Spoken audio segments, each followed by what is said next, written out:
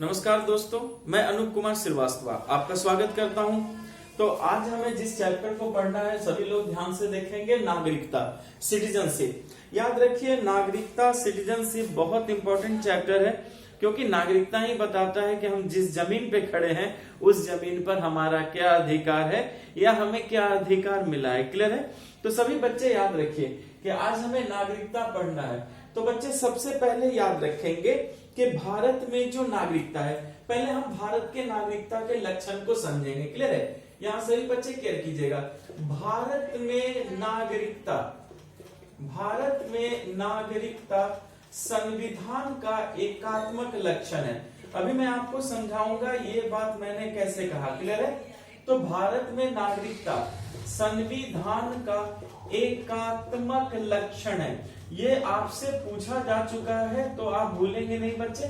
चलिए, तो सबसे पहले आप लोग बोर्ड पर ध्यान से देखेंगे कि अगर आपसे पूछा जाए कि भारत में नागरिकता क्या है, तो आप कहेंगे संविधान का एकात्मक लक्षण है। अब हम समझते हैं एकात्मक लक्षण कैसे है। क्लियर है? तो याद रखना है कि भारत में नागरिकता एकल नागरिकता है। क्या है बच्चे? एकल नागरिकता है। तो हमने ये देखा कि भारत में नागरिकता एकल नागरिकता है। तो हमें समझना है कि एकल नागरिकता का मतलब क्या होता है। क्लियर है? तो याद रखिएगा बच्चे कि एकल नागरिकता का मतलब ये होता है कि नागरिकता भारत की है। नागरिकता किसकी है? याद रखेंगे, नागरिकता भारत की है, ना कि राज्यों की, ना कि अपने राज्यों की। जैसे मान लीजिए कि हम किसी भी राज्य के हों, कोई उत्तर प्रदेश के हैं, कोई बिहार के हैं, कोई आसाम के हैं, कोई केरल के हों, कोई फर्क नहीं पड़ता, आप किसी भी राज्य में हो। आपको कहा गया है कि भारत में नागरिकता एकल है, और एकल नागरिकता कहने का मतलब ये होता है बच्चे कि जो भारत में नागरिकता है वो नागरिकता किसकी है? वो सिर्फ भारत की है, न कि अपने अपने राज्यों की। हम लोग अपने अपने राज्यों में निवासी हो सकते हैं, रहने वाले हो सकते हैं, पर नागरिक नहीं होते हैं। याद रखिए, जब भी हमसे हमारी नागरिकता पूछी जाती है तो भारत सरकार की नागरिकता है, इसीलिए इस नागरिकता को एकल नागरिकता कहते हैं। इसका मतलब है भारत सरकार की शक्ति मजबूत है, इस वजह से हम इसे एकात्मक लक्षण कहते हैं। एकात्मकता का मतलब होता है जिसमें एक ही शक्ति हो। तो सिंपल सी बात है कि अगर नागरिकता भारत की है तो शक्ति किसके पास है? शक्ति भारत के पास है। इसलिए बच्चे हमारी नागरिकता क्या है? एकल नागरिकता है। यहाँ आपको पूरी बात समझ में आ गई? यानी हम अपने राज्यों के नहीं, भारत के नागरिक हैं। अब बच्चे यहीं से मैं आपको एक और इम्पोर्टेंट बात बता देता हूँ कि पूर्व में का मतलब होता है पहले। ठीक है? पूर्व में जम्मू कश्मीर जो राज्य था बच्चे, यहाँ क्लियर कीजिएगा कि पूर्व में जम्मू कश्मीर में, स्पष्ट है? याद रखिएगा कि पूर्व में जम्मू कश्मीर में अनुच्छेद 370 के कारण, क्लियर है बच्चे? याद रखिएगा कि पूर्व में जम्मू कश्मीर में अनुच्छेद 370 के कारण दोहरी नागरिकता थी। 370 के कारण, क्लियर बच्चे? क्या थी? दोहरी नागरिकता थी। दोहरी नागरिकता थी। किंतु याद रखेंगे कि अब आर्टिकल 370 समाप्त है। अब आर्टिकल क्या है? 370 समाप्त है। अतः अब यहाँ की भी जो नागरिकता होगी, यहाँ की भी नागरिकता क्या होगी बच्चे? एकल नागरिकता होगी। पूरी बात समझ में आ गई? इसका मतलब क्या है कि अनुच्छेद 370 के कारण हमने क्या किया था कि जम्मू कश्मीर को पहले, पूर्व में हमने अनुच्छेद 370 के कारण यहाँ पर दोहरी नागरिकता दी थी। दोहरी नागरिकता का मतलब है कि एक तो जम्मू कश्मीर राज्य की नागरिकता और दूसरे भारत सरकार की नागरिकता। लेकिन हमने दोहरी नागरिकता को खत्म कर दिया, क्योंकि अनुच्छेद 370 क्या हो चुका है? समाप्त हो चुका है। इसलिए याद रखिएगा कि अब जम्मू कश्मीर में भी नागरिकता क्या है बच्चे? एकल नागरिकता है। और यहीं पर मैं आपको एक इंपॉर्टेंट बात बता देता हूं कि जो संयुक्त राज्य अमेरिका है, यूएसए है। याद रखना है आप लोगों को कि यूएसए में दोहरी नागरिकता है। यूएसए जो देश है बच्चे, वहां पर क्या है, दोहरी नागरिकता है। इसलिए वहां पर दोहरी नागरिकता है क्योंकि एक नागरिकता जो है यूएसए के राज्य की है और दूसरी नागरिकता किसकी है, यूएसए की है, संयुक्त राज्य अमेरिका की है। तो अगर आपसे पूछा जा सकता है कि संयुक्त राज्य अमेरिका में कौन सी नागरिकता है, तो आप क्या कहेंगे, दोहरी नागरिकता है। और पूरे भारत में क्या है बच्चे, एकल नागरिकता है। यहां तक आपको पूरी बात समझ में आ गई है? ठीक है, चलिए पहले मैं इसे मिटाऊं और अब आगे बढ़ते हैं हम क्लास में। बच्चे जो भी आपको समझा रहा हूं, जैसे बता रहा हूं, बस आप उसे याद रखेंगे। आपके जितने भी प्रश्न होंगे वो सभी के सभी क्लास नोट से अपने आप बनते चले जाएंगे। पूरी बात समझ में आ गई? ठीक है। अच्छा बच्चे अब यहाँ क्या कीजिए, जैसे मान लीजिए कि भारत नाम का कोई देश है, क्लियर है बच्चे? तो कहते हैं कि किसी भी देश में दो तरह के लोग होते हैं, ऐसे समझिए बच्चे। किसी भी देश में क्या होते हैं, दो तरह के लोग होते हैं। पहला जो होता है बच्चे, वो उस देश का नागरिक होता है, वो उस देश का नागरिक होता है। लेकिन अगर दूसरा कहा जाए तो वो कोई विदेशी व्यक्ति होता है। क्या भारत देश में कोई विदेशी व्यक्ति नहीं आता? निश्चित आता है। तो आप सभी बच्चे याद रखिएगा कि भारत के देश में दो तरह के लोग हैं, एक नागरिक है और दूसरा विदेशी व्यक्ति है। अब जो बच्चे जो नागरिक होते हैं, पहले याद रखेंगे नागरिक क्या है, भारत के पूर्ण सदस्य हैं। लेकिन क्या ये भारत के पूर्ण सदस्य हैं? नहीं, क्योंकि ये दूसरे देश के आए हैं। तो जो भारत देश के नागरिक हैं वो भारत के क्या हैं, पूर्ण सदस्य हैं। इनकी भारत में पूर्ण निष्ठा होती है, लेकिन क्या इनमें होती है? नहीं होती। ठीक, फिर याद रखिएगा बच्चे, इन्हें भारत में सभी सिविल अधिकार प्राप्त होते हैं। सिविल अधिकार का मतलब है नागरिक अधिकार प्राप्त होते हैं, पर इन्हें नागरिक अधिकार प्राप्त नहीं होते। उसी तरह याद रखेंगे कि नागरिक को भारत में राजनीतिक अधिकार भी प्राप्त हैं। क्या है, राजनीतिक अधिकार प्राप्त है।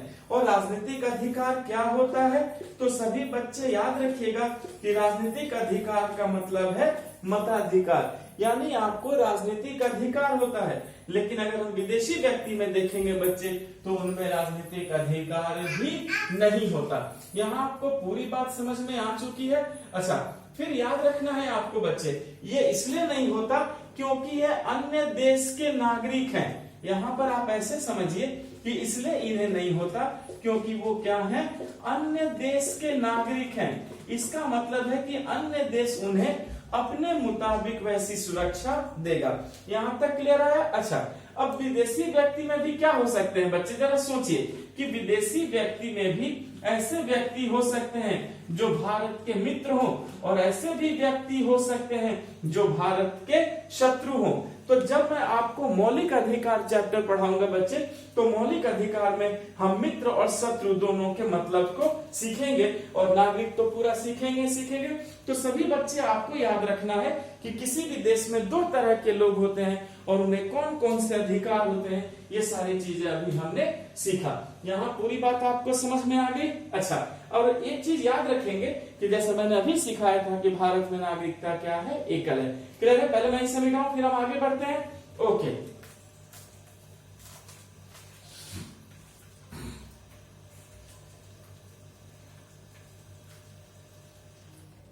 ना तो बच्चे अब यहां से याद करना शुरू कीजिए। याद रखेंगे भारत के संविधान के भाग 2, क्लियर है, भाग 2 और अनुच्छेद 5 से लेकर अनुच्छेद 11 तक किसका प्रावधान है, नागरिकता का प्रावधान है। यहाँ आप सभी बच्चे याद रखेंगे संविधान का भाग 2 और अनुच्छेद 5 से 11 तक भारतीय संविधान में किसका प्रावधान है, नागरिकता का प्रावधान है। और बच्चे याद रखिएगा कि ये जो प्रावधान है यह उन लोगों के लिए है, इस बात को भी समझना है आपको बच्चे, क्लियर है कि यह जो प्रावधान है यह उन लोगों के लिए है तो हमें पता करना है कि ठीक है, भाग 2 में जो आर्टिकल 5 से 11 तक नागरिकता का प्रावधान है, यह किसके लिए है? तो याद रखिएगा, यह सिर्फ उन लोगों के लिए है जो संविधान लागू होने के समय भारत के नागरिक बने। क्लियर है बच्चे? जो संविधान लागू होने के समय, जो संविधान लागू होने के समय भारत के नागरिक बने, भारत के नागरिक बने। इसका मतलब है कि अगर आपसे ये पूछा जाए कि बताओ जो भारत के संविधान में नागरिकता का प्रावधान है वो किसके लिए है, तो आप सिंपल कहना है कि वह सिर्फ उन लोगों के लिए है बच्चे जो संविधान लागू होने के समय भारत के क्या बने थे? नागरिक बने थे। तो संविधान कब लागू हुआ था? तो याद रखेंगे कि संविधान लागू हुआ था 26 जनवरी 1950। इसका मतलब हो गया कि जो भाग 2 अनुच्छेद 5 से 11 है वो 26 जनवरी 1950 के समय जो जो भारत के नागरिक बने थे उनके बारे में ये सारा क्या करता है बच्चे? प्रावधान करता है। यहाँ आपको पूरी बात समझ में आई? अच्छा, फिर यहाँ पर एक और बात याद रखेंगे कि संसद ने भारत के नागरिकता के लिए, क्लियर है, नागरिकता अधिनियम, संसद ने नागरिकता के लिए नागरिकता अधिनियम 1955 बनाया है। 1955 बनाया है। पूरी बात समझ में आ गई? तो भारत में जो नागरिकता अधिनियम है वो क्या है बच्चे? नागरिकता अधिनियम 1955 है। ये बात को आप भूलेंगे नहीं। इसका मतलब है कि आज नागरिकता से संबंधित जितने भी कानून बनेंगे या बनते हैं या बनाए गए हैं वो सब नागरिकता अधिनियम 1955 के तहत है। पूरी बात समझ में आ गई? तो यही है हमारा नागरिकता अधिनियम 1955। और देखिए बच्चे, संविधान का जो आर्टिकल 11 है वो संसद को इजाजत देता है। यहाँ सभी बच्चे क्या कीजिएगा कि संविधान का आर्टिकल 11 संसद को ये अधिकार देता है कि संसद भविष्य में नागरिकता के संबंध में कानून भी बनाए। याद रखिएगा, संसद भविष्य में नागरिकता, क्लियर है बच्चे? तो अनुच्छेद 11 ये अधिकार देता है कि संसद भविष्य में नागरिकता संबंधी, देख रहे हैं बच्चे, नागरिकता संबंधी कानून बनाए। क्लियर है? तो याद रखेंगे कि नागरिकता अधिनियम 1955 में ये भी है कि अनुच्छेद 11 ये कहता है कि संसद जो है भविष्य में वो नागरिकता संबंधी क्या करेगा? कानून बनाएगा। यानी अनुच्छेद 11 संसद को अधिकार देता है कि आप नागरिकता संबंधी क्या बनाए? कानून बनाए। यहाँ आपको पूरी बात समझ में आ चुकी है। तो बच्चे जैसे अभी मैं आपको आगे बताऊंगा जो सीएए, एनआरसी जैसे मुद्दे हुए थे वो सब तो हमारे संविधान की बात है कि आर्टिकल 11 कहता है कि संसद भविष्य में नागरिकता संबंधी कानून बनाएगा और ये संसद का क्या है? अधिकार है, जो हमें अभी आगे सीखना है। यहाँ तक आपको पूरी बात समझ में आ गई बच्चे? चलिए अब हम जो है नागरिकता के संबंध के सारे प्रावधानों को पढ़ना शुरू करेंगे और जैसे जैसे आप प्रावधान पढ़ेंगे अपने आप सारी चीजें जो हैं आपके दिमाग में बैठती चली जाएंगी। आपको कुछ भी नहीं रखना बच्चे। क्लियर है? चलिए तो शुरू करते हैं नागरिकता से संबंधित प्रावधान। किस अनुच्छेद में है? 5 से 11। तो बच्चे इसमें मैंने सबसे पहले आर्टिकल 5 से शुरू किया। यहाँ सभी बच्चे देखिए, पहले हमने किससे शुरू किया? आर्टिकल 5 से। अब हमें ये पता करना है कि आर्टिकल 5 है क्या। तो याद रखिएगा आर्टिकल 5 है संविधान के प्रारंभ पर नागरिकता। यहाँ देखिए आर्टिकल 5 क्या है? संविधान के प्रारंभ है, यानी जब संविधान शुरू हुआ था उस समय की बात है। संविधान के प्रारंभ पर नागरिकता। क्लियर है? तो चलिए सबसे पहले आर्टिकल 5 याद कर लीजिए सभी बच्चे कि आर्टिकल 5 क्या कहता है? संविधान के प्रारंभ पर नागरिकता की बात है। स्पष्ट है? अब चलिए सीखते हैं। याद रखिए संविधान के प्रारंभ पर जिस व्यक्ति का भारत में अधिवास हो। चलिए यहां देखिए बच्चे, संविधान के प्रारंभ में, संविधान के प्रारंभ में यानी जब हमारा संविधान लागू हुआ, मैंने अभी बताया था संविधान के प्रारंभ में, क्लियर है बच्चे, याद रखना है कि संविधान के प्रारंभ में कोई भी व्यक्ति हो, जिस व्यक्ति का भारत में अधिवास हो, क्लियर है, संविधान के प्रारंभ में जिस व्यक्ति का भारत में अधिवास हो। बच्चे अधिवास का मतलब है जो भारत में रह रहा हो, भारत में क्या हो, अधिवास हो। पहले तो आप ये याद रखिएगा कि आर्टिकल 5 में है संविधान के प्रारंभ में नागरिकता। अब सीखते हैं कि संविधान के प्रारंभ में जिस व्यक्ति का भारत में क्या हो, अधिवास हो, कौन कौन व्यक्ति होंगे। जैसे मान लीजिए इसके अंदर हम पहला पॉइंट देखते हैं, देखना बच्चे, इसके अंदर जो पहला पॉइंट है वो ये कहता है कि भारत के राज्य क्षेत्र में जन्मा, यानी ये जो व्यक्ति है हो सकता है कि ये भारत के राज्य क्षेत्र में जन्मा हो, भारत के राज्य क्षेत्र में जन्मा, यानी भारत में के राज्य क्षेत्र में ये कहीं पर भी जन्मा हो, ठीक है, तो भाई वो भारत की नागरिकता है, भाई सिंपल सी बात है। अच्छा, या ऐसा भी हो कि जिसका माता पिता, याद रखिएगा, जिसके माता पिता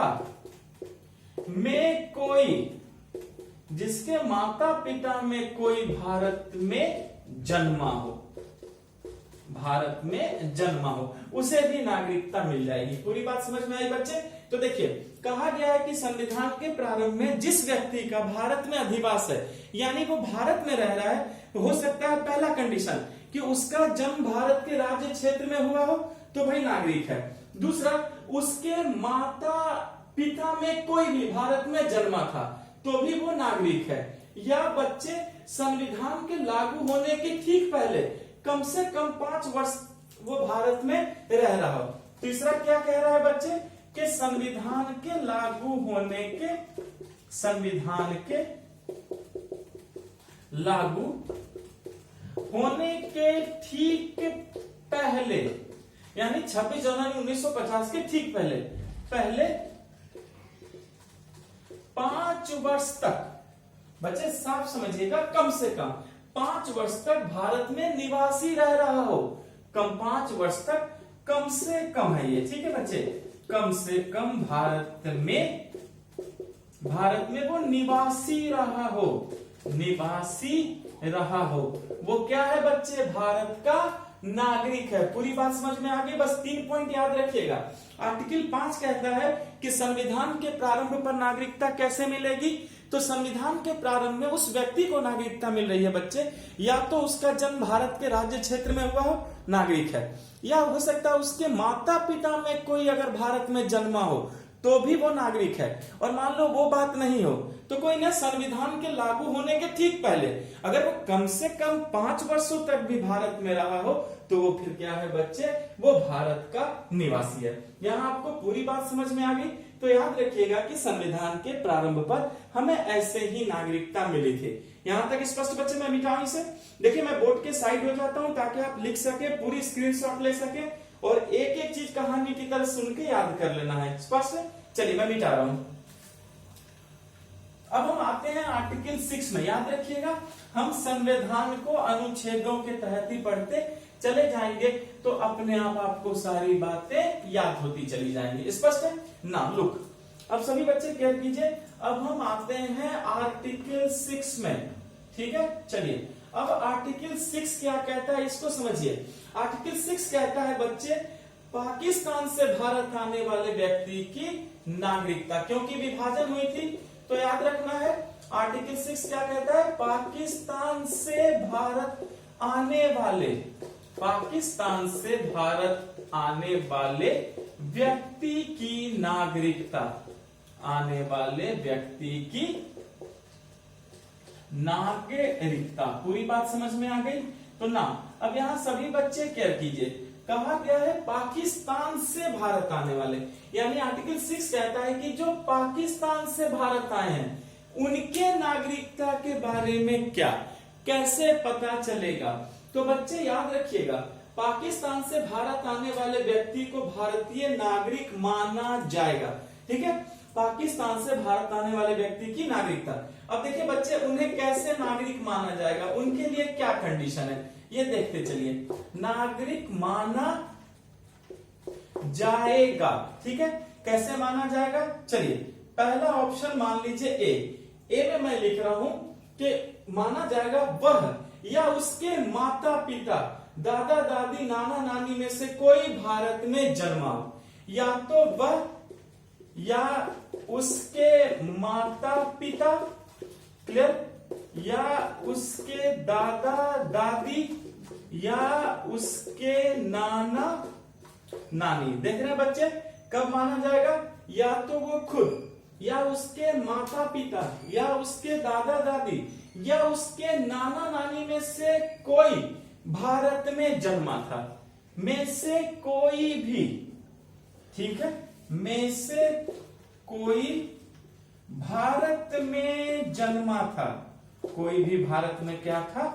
जन्मा था। अगर वो भारत में जन्मा था तो भाई हाँ, भारत का नागरिक माना जाएगा, चाहे वो पाकिस्तान में गया हो, आ गया हो। चलिए पहला कंडीशन सीख लिए, अब दूसरा कंडीशन को सिखाता हूं। दूसरा कंडीशन क्या कहता है बच्चे कि 19 जुलाई 1948 से पहले वो भारत चला आया था। स्पष्ट है? यहां देखिए क्या तिथि है बच्चे, 19 जुलाई 1948। यहां क्या कीजिएगा बच्चे, 19 जुलाई 1948 से पहले वो भारत आ गया था।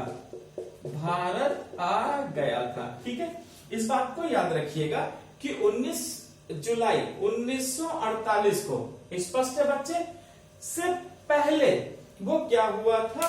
भारत आ गया था। यानी 19 जुलाई 1948 से ठीक पहले वो भारत आ गया था और इस तिथि से भारत में निवास भी कर रहा हो। ठीक है, और निवास कर रहा हो, याद रखिएगा बच्चे, और क्या कर रहा हो? निवास कर रहा हो। स्पष्ट है? ठीक है, याद रखिएगा। और इस तिथि से भारत में निवास भी कर रहा है, और इस तिथि से भारत में निवास कर रहा हो। इस तिथि से भारत में क्या हो? निवास कर रहा हो, तो हम कह देंगे हाँ जी वो भारत का नागरिक है। क्यों? क्योंकि वो 19 जुलाई 1948 से पहले भारत आ गया था और भारत में निवास भी कर रहा है, तो हम कहेंगे कि नहीं वो भारत का क्या है? नागरिक है। स्पष्ट है? या बच्चे ये भी हो सकता है, आगे देखिए अगला कंडीशन क्या है कि 19 जुलाई 1948 के बाद भारत आया हो। ये भी हो सकता है बच्चे कि 19 जुलाई 1948 के बाद भारत आया। ये भी हो सकता है, कोई जरूरी है थोड़ी पहले आ गया हो। तो अगर मान लीजिए कि 19 जुलाई 1948 के बाद अगर वो भारत आया है तो इस केस में क्या है? तो अगर आया है तो बच्चे वो भारत सरकार द्वारा नागरिक के रूप में उसे पंजीकृत होना होगा। स्पष्ट है? बाद आया हो और नागरिक के रूप में पंजीकृत हो जाए, नागरिक के रूप में क्या हो? वो पंजीकृत हो जाए, यानी कि रजिस्टर्ड हो जाए, पंजीकृत हो जाए। क्लियर है? तो सभी बच्चे याद रखिएगा कि 19 जुलाई 1948 के बाद भारत आया हो और नागरिक के रूप में क्या हो गया हो? वो पंजीकृत हो गया हो। और अगर नागरिक के रूप में वो पंजीकृत हो गया है तो उसे 6 महीने रहना होगा। ठीक है, पंजीकृत होने के बाद भी साफ कहा गया है भाई कि आपको 6 महीने रहना होगा, तभी आपको क्या मिलेगा? नागरिकता मिलेगी। पूरी बात समझ में आ गई? तो आप ये 3 कंडीशन याद रखेंगे पाकिस्तान से भारत आने वाले व्यक्ति को कैसे नागरिकता मिली। पहला था कि या तो वो खुद भारत में जन्मा हो या उसके माता पिता, दादा दादी, नाना नानी में से कोई जन्मा हो, या 19 जुलाई 1948 से पहले भारत आ गया था और इस तिथि से भारत में रह भी रहा है। और अगर मान लीजिए कि 19 जुलाई 1948 के बाद भारत आया है, कोई नहीं, आप नागरिक के रूप में पंजीकृत हो जाओ और 6 महीने तो रहना होगा। आप 6 महीने रहो, फिर आपको क्या मिल जाएगा? भारत की नागरिकता मिल जाएगी। यहाँ आपको पूरी बात समझ में आ गई? तो चलिए बच्चे, हमने आर्टिकल 5 और आर्टिकल 6 को बखूबी सीखा। अब हमें आगे बढ़ना है और आर्टिकल 7 को सीखना है। पहले मैं मिटा दूं इसे। ओके,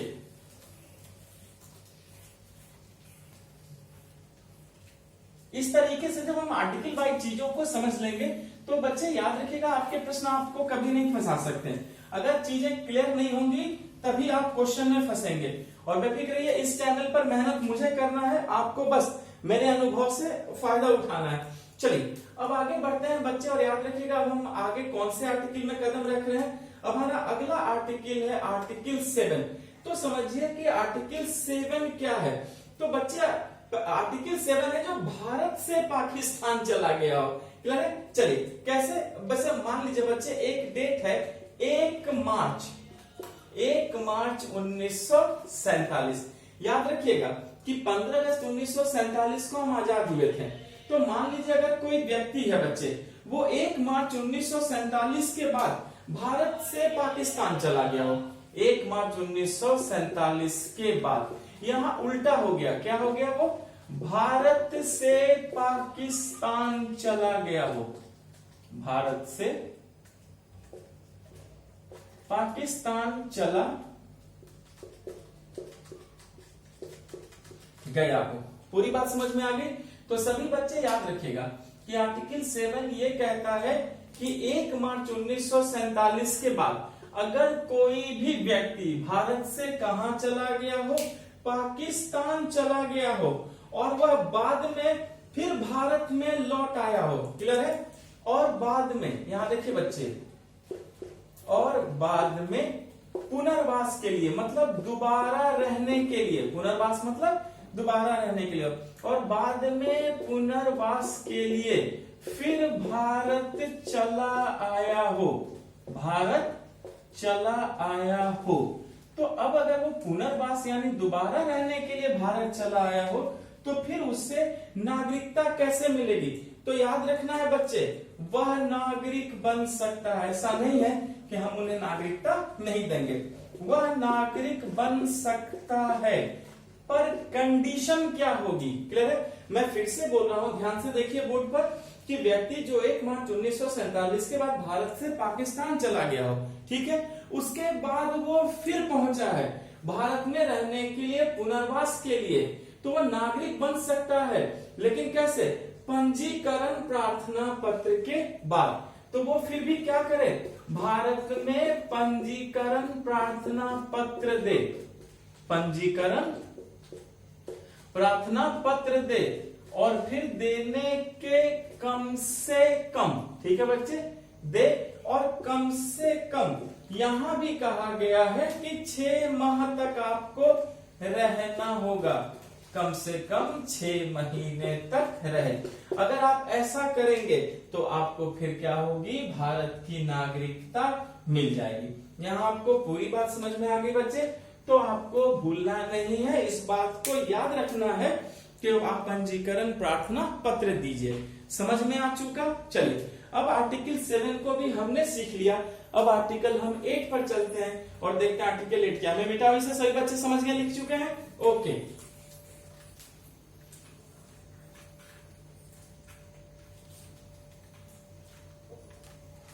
ना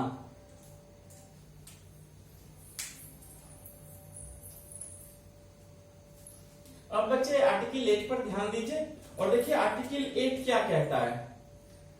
आर्टिकल 8 ये कहता है बच्चे कि अगर भारत के बाहर कोई भारतीय उत्पत्ति का व्यक्ति है, उसकी नागरिकता, ठीक है बच्चे, ये देखिए भारत के बाहर, क्लियर है, भारत की उत्पत्ति वाले, भारत की उत्पत्ति वाले व्यक्ति की नागरिकता। स्पष्ट है?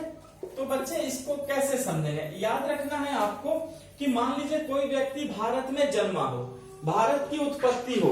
उत्पत्ति का सेंस आप ऐसे ले सकते हैं बच्चे के जो भारत में क्या हो, जन्म लिया हो, लेकिन भारत में जन्म लेने के बाद वो कहां चला गया हो, वो विदेश चला गया हो। तो आर्टिकल 8 कहता है कि भारत में जन्मे लेकिन भारत के बाहर रहने वाले व्यक्ति जो हैं वो कुछ शर्तों को पूरा कर दें, कुछ शर्तों को पूरा करें, और जब वो कुछ शर्तों को पूरा करें तो नागरिकता मिल जाएगी। कुछ शर्तों को पूरा करें तो नागरिकता मिल जाएगी। पूरी बात समझ में आ रही है? तो हमें याद रखना है बच्चे कि भारत के बाहर भारत की उत्पत्ति वाले व्यक्ति की नागरिकता कैसे मिलेगी? आप कुछ शर्तों को पूरा कीजिए। जब आप कुछ शर्तों को पूरा कर लेंगे तो आपको भारत की नागरिकता मिल जाएगी। यहाँ पूरी बात समझ में आ गई? Thank you class, God bless you all.